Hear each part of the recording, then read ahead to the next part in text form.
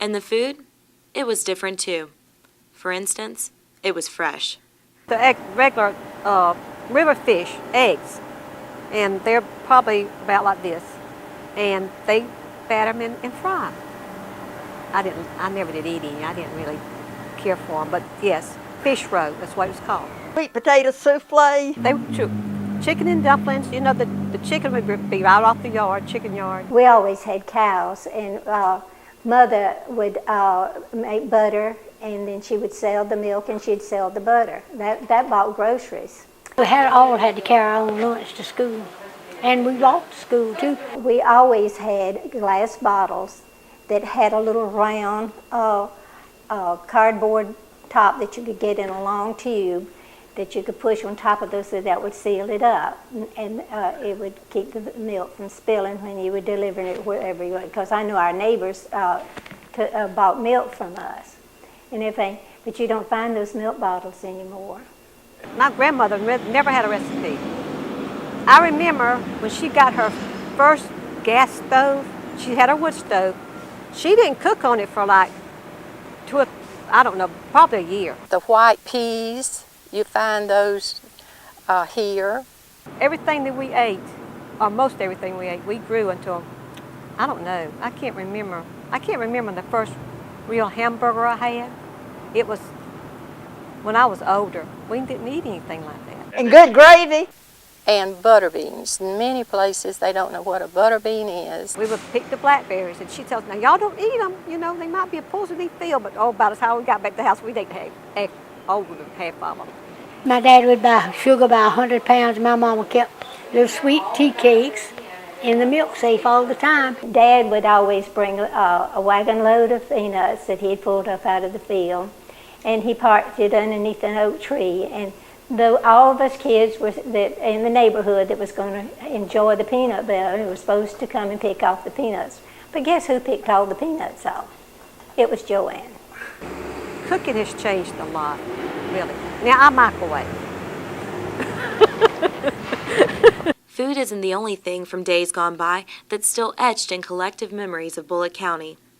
Alongside the fields where food was harvested were people picking up trash and digging ditches. They'd come along and clean you by the side of the road and all that.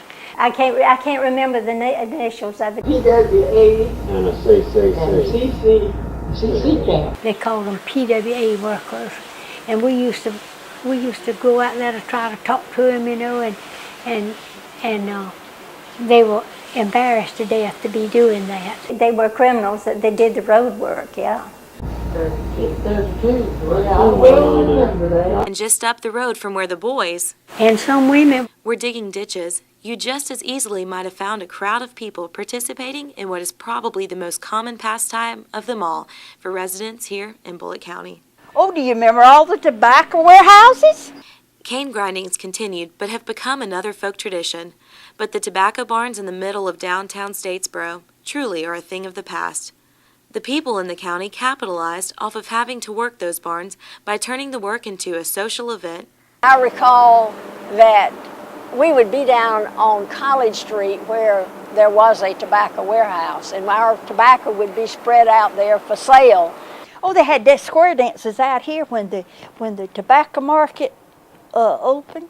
They'd have big square dances. That was a huge day. Daddy would let my two brothers, who were just above me, and I come with him one day a year to the tobacco market. At the end of the tobacco season, we would have all the community to come together for a big picnic, maybe a fish fry in front of the tobacco barn.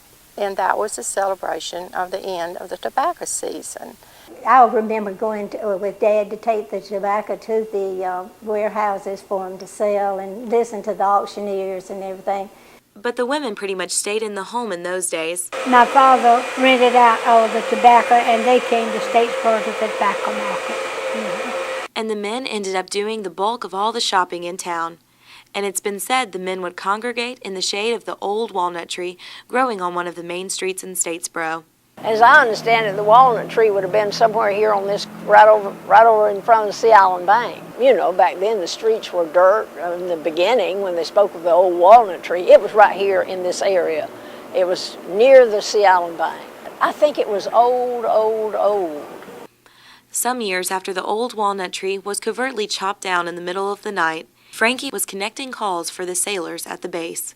There was an army base out there, out north of town, and there were three lines that went to that base.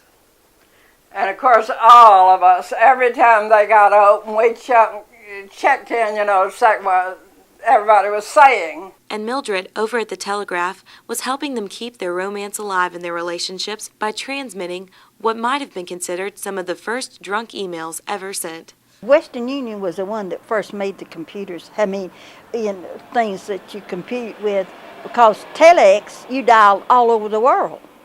Oh, and by the way, up from my Western Union was the liquor store and the beer joint. And the soldiers, there were very few that they'd get beer and drink, and they'd walk, and they'd come in there, and I've sent them many a telegram, they would say, just want to send my girlfriend. Just put love, love, love. And the early roots of drunken emailing and drunken Facebook messaging would take hold. While some people probably considered a little tipsy a pretty good medicine for a number of ailments, there were some very real remedies that came right out of the woods.